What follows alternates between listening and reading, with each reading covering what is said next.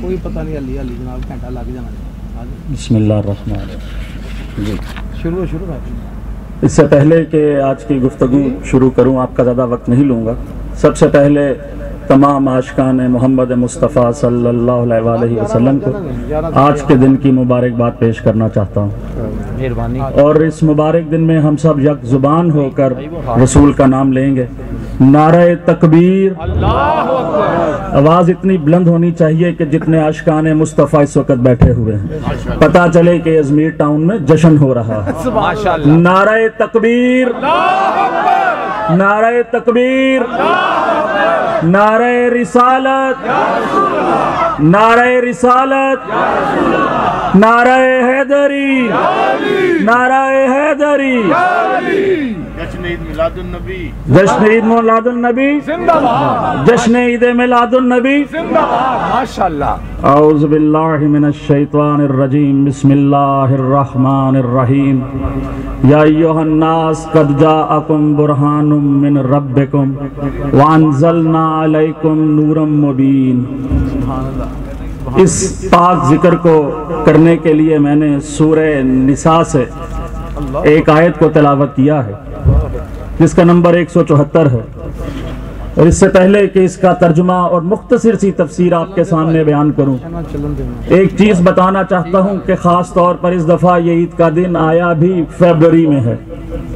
اور آپ آج کل کے ماحول میں جانتے ہیں کہ اس مہینے میں ایک ویلنٹائنس ڈے منایا جاتا ہے.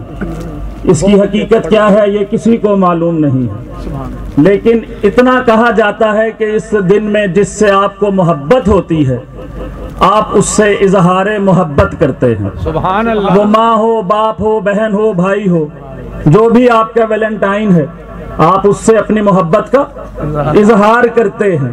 اور ہم سب یہاں پر آج اس لیے اکٹھے ہوئے ہیں کہ ہم اس سے محبت کا اظہار کر سکیں جس رسول سے ہمیں محبت ہے. سبحان اللہ. ہمیں اس رسول سے محبت ہے. سبحان اللہ. اور کتنے خوش قسمت ہیں یہ عاشقان مصطفیٰ جو یہاں پر اکٹھے ہوئے ہیں اور یہ سوچ کر اکٹھے ہوئے ہیں کہ ہم اس سے اظہار کریں گے جس سے محبت ہے. لیکن یہ کائنات کی وہ واحد ہستی ہے کہ دیکھیے ساری کائنات یہ دعویٰ کر رہی ہے کہ ہمیں اللہ سے محبت ہے. سبحان اللہ. ہر کوئی یہ دعویٰ کر رہا ہے کہ ہم توحید پرست ہیں، ہم اللہ کو ایک مانتے ہیں، ہمیں اس ایک یکتا تنہا اللہ سے محبت ہے.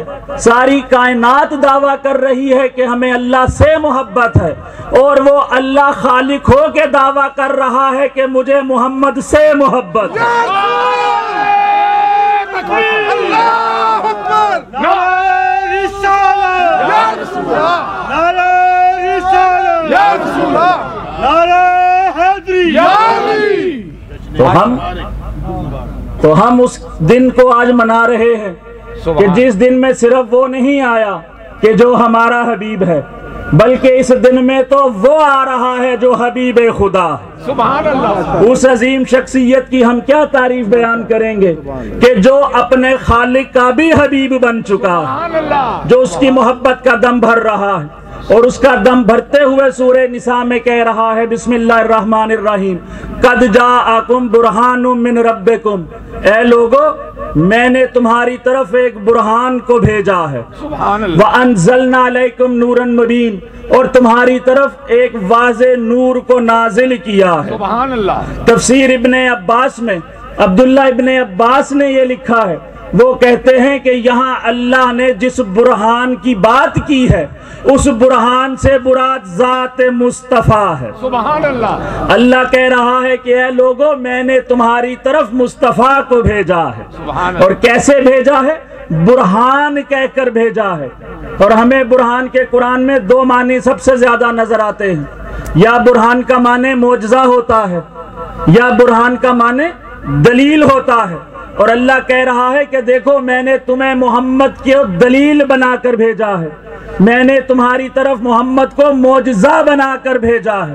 کیا کہنے یا رسول اللہ آپ کے کہ اللہ نے جو ہی انسان کو خلق کیا تو فوراً سلسلہ ہدایت شروع کر دیا. سبحان اللہ. جو پہلا انسان زمین پر آیا آدم علیہ السلام وہ بھی ہادی بن کر آیا.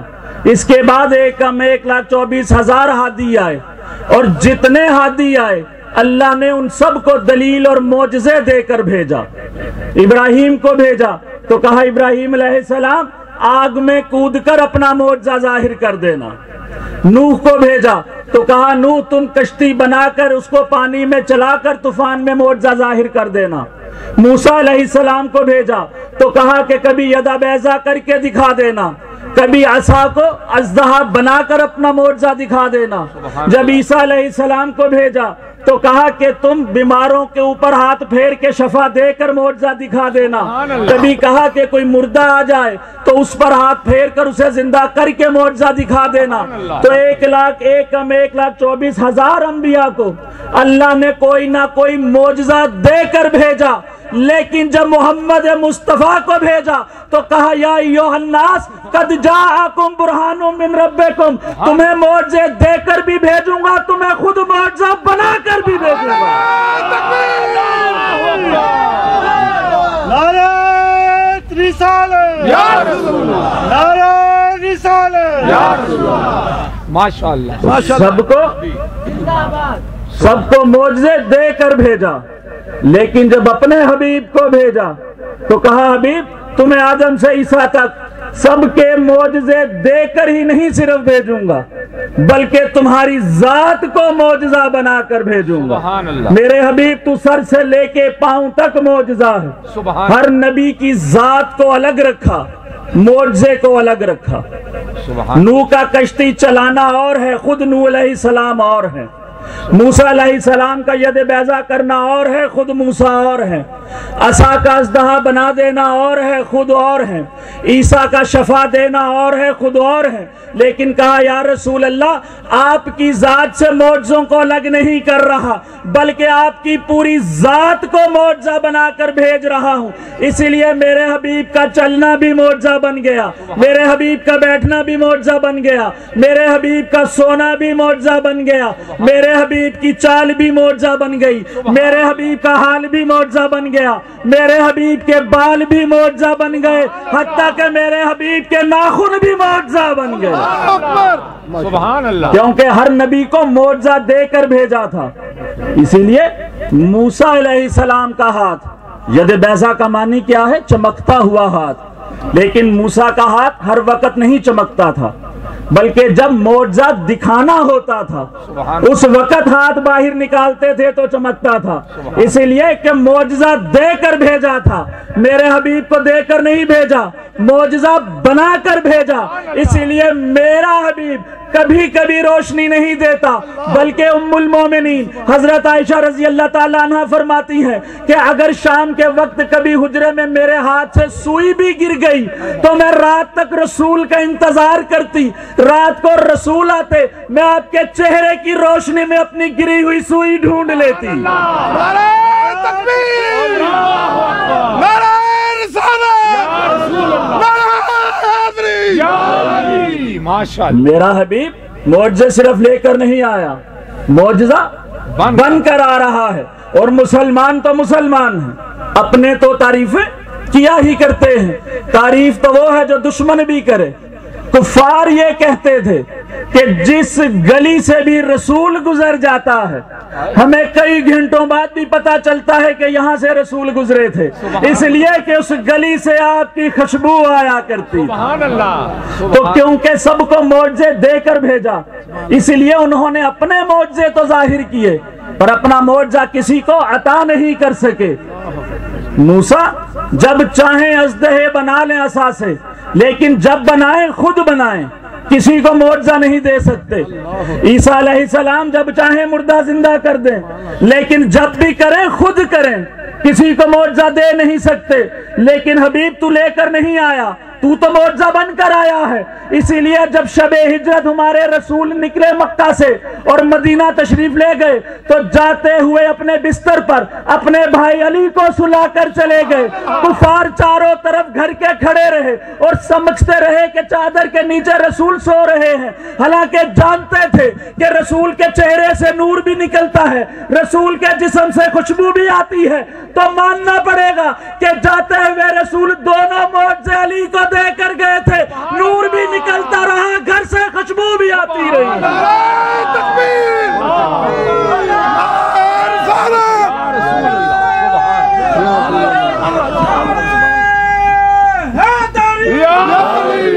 ماشاءاللہ رسول کی ایک ایک چیز معجزہ۔ ہم جانتے ہیں کہ ہمارے جسم میں دو چیزیں ایسی ہیں جو مردہ ہونے کی حیثیت رکھتی ہیں، ایک ناخن اور ایک بال۔ ان میں زندگی نہیں ہے، اسی لیے کاٹیں تو درد نہیں ہوتی۔ یہ ہماری زائد چیزیں ہیں جنہیں ہم پھینک دیتے ہیں، حتیٰ کہ زبان پہ آنے والا تھوک بھی، جسے لعاب کہتے ہیں، ہمارے اس لعاب کی اتنی حیثیت ہے کہ ہم اسے پھینک دیتے ہیں۔ لیکن کیا کہنے یا رسول اللہ، آپ کے اپنے صحابہ کرام کے ساتھ جا رہے ہیں، ایک جگہ کنویں سے پانی لینے کی ضرورت پڑی۔ اصحاب نے کہا کہ یا رسول اللہ پانی بہت کھارا ہے، کڑوا ہے، پینے کے قابل نہیں ہے۔ رسول چند قدم چلے، آ کر آپ نے اس کنویں میں اپنا لعاب دہن ڈال دیا۔ وہی اصحاب کہنے لگے کہ یا رسول اللہ کل تک یہ کنواں انتہائی کڑوا تھا، پینے کے قابل نہیں تھا، آج اس کے ہم نے اتنا میٹھا پانی پیا ہے کہ زندگی میں اتنا میٹھا پانی نہیں پیا تھا۔ رسول کے لعاب کو معجزہ بنا دیا۔ رسول نے اپنے ناخن کاٹے، ناخن جو مردہ چیز ہے، اپنے ناخن کاٹے۔ ناخن کاٹنے کے بعد ام المومنین حضرت خدیجہ رضی اللہ تعالیٰ عنہ کے حوالے کر دیے۔ انہوں نے کہا صبح اسے دبا دوں گی۔ وہ روایت کرتی ہیں کہ رات کو میں نے وہ ناخن ایک کپڑے میں لپیٹ کر اپنی الماری میں رکھ دیے۔ آدھی رات کو میری آنکھ کھلی تو مجھے کمرے میں روشنی نظر آئی۔ میں نے غور کیا تو الماری سے نور نکل رہا تھا اور تسبیح و تحلیل کی آوازیں آ رہی تھی۔ میں نے اٹھ کر دیکھا تو آپ کے ناخن بھی اللہ کی تسبیح پڑھ رہے تھے۔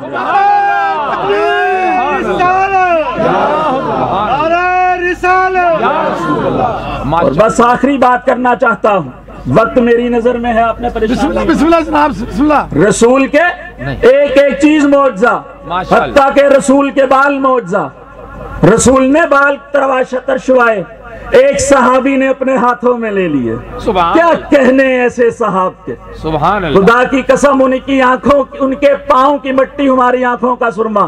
کتنی محبت ہے رسول سے کہ بال کٹ رہے ہیں، صحابی نیچے ہاتھ لے کے بیٹھا ہوا ہے کہ یہ مقدس بال زمین پہ نہ گرنے پائے۔ وہ بال اپنے ہاتھوں پہ لیے، اپنے گھر لے گیا، اور وہ صبح یہ روایت کرتا ہے کہ جب تک یہ بال میرے گھر میں رہے، میرے گھر سے اللہ کی تسبیح کی آوازیں آتی رہی۔ سبحان اللہ، سبحان اللہ۔ ہارون الرشید کا دور ہے، خلیفۃ المسلمین ہارون الرشید کا دور ہے۔ آخری واقعہ، ایک دفعہ ایک شخص ان کے پاس آیا اور آ کر کہتا ہے خلیفہ آپ کے لیے ایک تحفہ لایا ہوں، لیکن تحفہ بڑا عظیم ہے تو اس کا انعام بھی منہ مانگا لوں گا۔ کہا واقعی اگر عظیم ہوا تو منہ مانگا انعام دوں گا۔ اس نے ایک سبز کپڑا کھولا اور اس کے اندر 8 بال تھے، سر کے بال۔ کہنے لگا کہ خلیفہ یہ رسول اللہ کے بال ہیں، آپ کے ایک صحابی نے جمع کیے اور نسل در نسل ہوتے ہوتے یہ مجھ تک پہنچے ہیں۔ خلیفہ نے کہا واقعی اس سے بڑا تحفہ ہو ہی نہیں سکتا، یہ دنیا کا سب سے بڑا تحفہ ہے، جو کہے گا انعام دوں گا۔ لیکن پھر اس کے دل میں خیال آیا کہ یہ کیسے پتا چلے کہ یہ صحیح کہہ رہا ہے کہ غلط؟ اگر اس نے صحیح تحفہ دیا اور انعام نہ دیا تو روز محشر رسول کو کیا منہ دکھاؤں گا، اور اگر اس نے غلط تحفہ دیا تو باہر جا کر میرا مذاق اڑائے گا۔ اب اس نے سوچا کہ میں کیا کروں۔ اس وقت کے علماء کو اکٹھا کیا، اس دور کے علماء میں ایک بڑا نام علی رضا کا علیہ السلام کا، ان کو بلایا اور کہا کہ بتائیے کیسے پتا چلے؟ آپ نے کہا بہت آسان طریقہ ہے، اگر یہ رسول کے بال ہیں تو انہیں جانچنے کا بہت آسان طریقہ ہے۔ 8 بال اپنے سامنے رکھے، کہا کہ ایک انگیٹھی لاؤ جس کے اندر کوئلے دہک رہے ہوں۔ وہ دہکتے ہوئے کوئلے لائے گئے۔ آپ نے امام رضا علیہ السلام نے کچھ بال اٹھائے اور اس میں ڈال دیے، تو تاریخ کہتی ہے کہ 5 بال جل گئے، لیکن جب آخری 3 بال ڈالے تو بالوں کو کچھ نہیں ہوا بلکہ وہ آگ بجھ گئی۔ انہوں نے کہا کہ اب پتا چلا کہ رسول کے بال کون سے تھے، جو عام لوگوں کے بال تھے وہ آگ میں جل گئے۔ جو رسول کے بال تھے اس سے آگ بجھ گئی، گویا دلیل مل گئی کہ جس چیز کو رسول سے نسبت ہو جائے پھر وہ آگ میں نہیں جل سکتی۔ تو کیسے ممکن ہے جس کے دل میں محمد کی محبت ہو وہ جہنم کی آگ میں جل جائے؟ جس کے دل میں محمد ہو، جس کی زبان پہ محمد ہو، وہ کبھی جہنم کی آگ میں نہیں جل سکتا۔ لیکن ضروری یہ ہے کہ اس کے عمل سے پتہ چلے کہ اس کے دل میں محبت ہے۔ سبحان اللہ۔ زبانی کہنے سے پتہ نہیں چلتا، اس کے صبح اٹھنے سے پتہ چلے کہ محبت ہے، اس کے ہمسایوں کے سلوک سے پتہ چلے کہ محبت ہے، اس کے سوسائٹی میں اٹھنے بیٹھنے سے پتہ چلے محبت ہے، اس کے ماں باپ کی عزت و احترام سے پتہ چلے محبت ہے۔ تو جس کے دل میں محمد کی محبت ہے پھر اسے جنت کا شوق نہیں رہتا بلکہ جنت کو اس کا شوق رہتا ہے۔ سبحان اللہ۔ نعرہ تکبیر، نعرہ رسالت، نعرہ حیدری۔ بس اس دعا کے ساتھ ختم کر رہا کہ اللہ تبارک و تعالی ہم سب کے دلوں میں اس محبت کو اور زیادہ بڑھائے اور ہمیں اس قابل کرے کہ ہم اپنے عمل سے اس محبت کا اظہار کرتے رہیں۔ وما علینا۔ سبحان اللہ۔ ماشاءاللہ۔